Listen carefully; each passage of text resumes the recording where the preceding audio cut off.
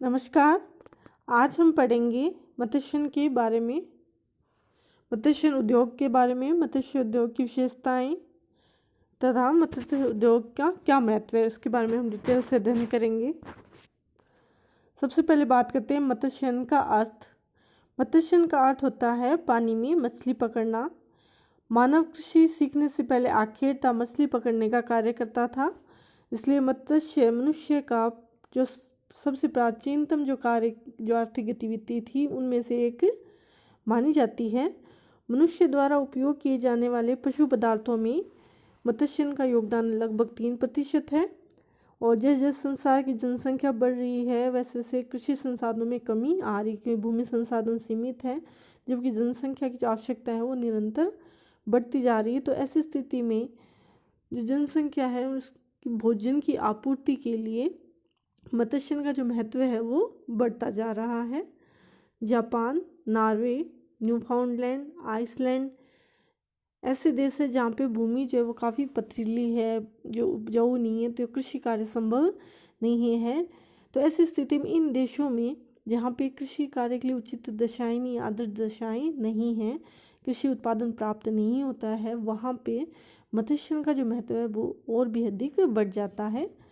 मनुष्य के भोजन का लगभग 10% भाग मत्स्य से ही मछलियों से प्राप्त होता है और कई देशों में इसे समुद्री खेती के नाम से भी जाना जाता है, विशेषकर उन देशों में जहाँ पे कृषि के लिए उचित दशाएं नहीं हैं। तो ऐसी स्थिति में वहाँ पे जो खेती है वो मछलियों खेती की जाती है समुद्र के भीतर, इसलिए इसे समुद्री खेती भी कहा जाता है।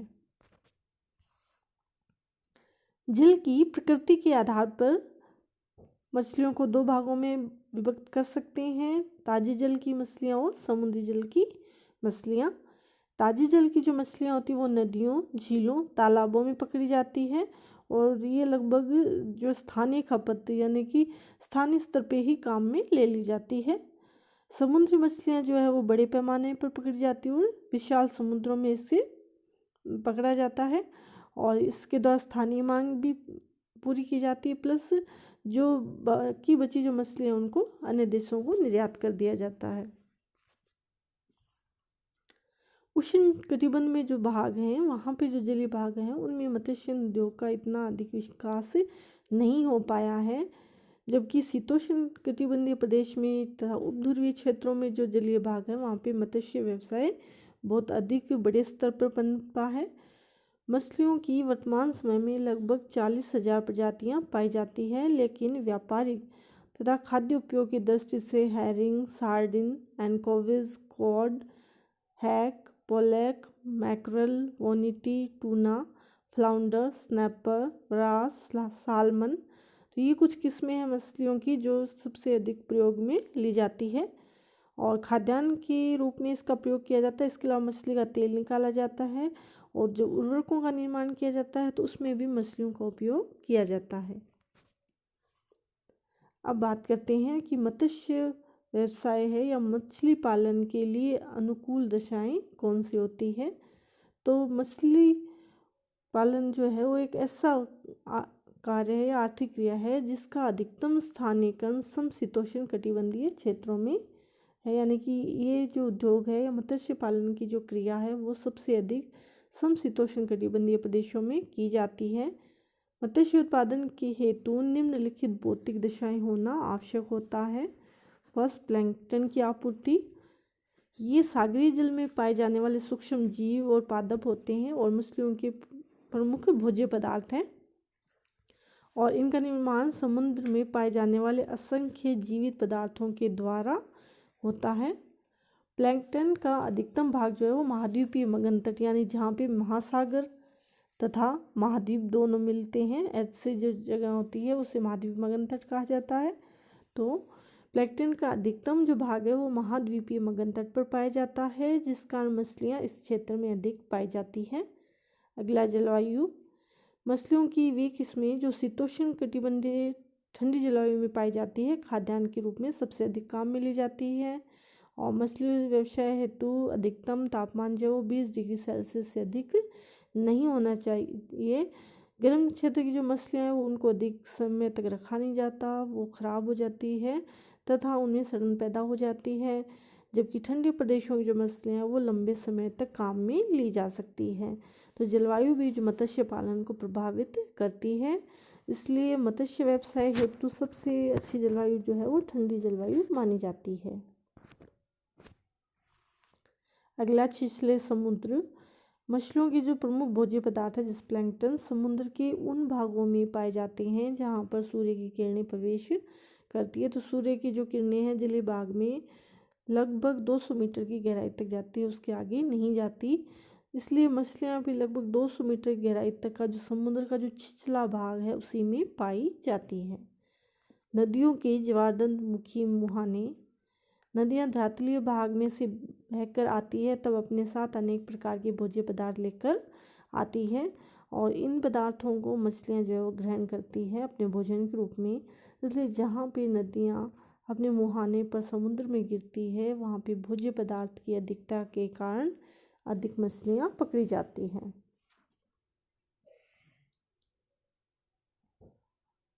अगला समुद्री धाराएं।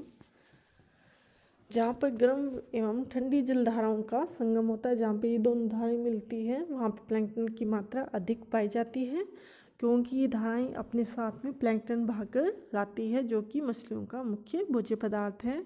अतः ठंडी एवं गर्म धाराओं के संगम पर मछलियों का प्रमुख भोजन पदार्थ प्लैंकटन अधिक मात्रा में पाया जाता है, इसलिए यहाँ पे मछलियाँ भी अधिक मात्रा में पाई जाती है।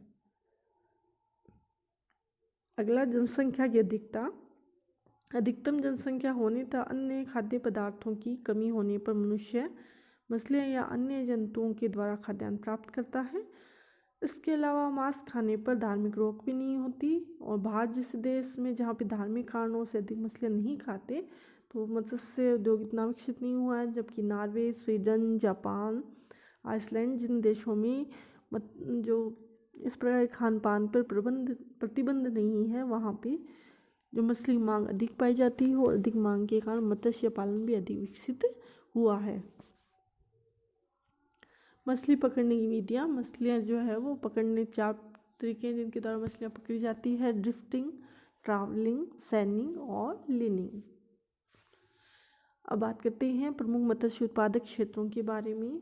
फर्स्ट है इसमें उत्तरी पश्चिमी प्रशांत महासागर का तटीय क्षेत्र, यानी कि प्रशांत महासागर का क्षेत्र।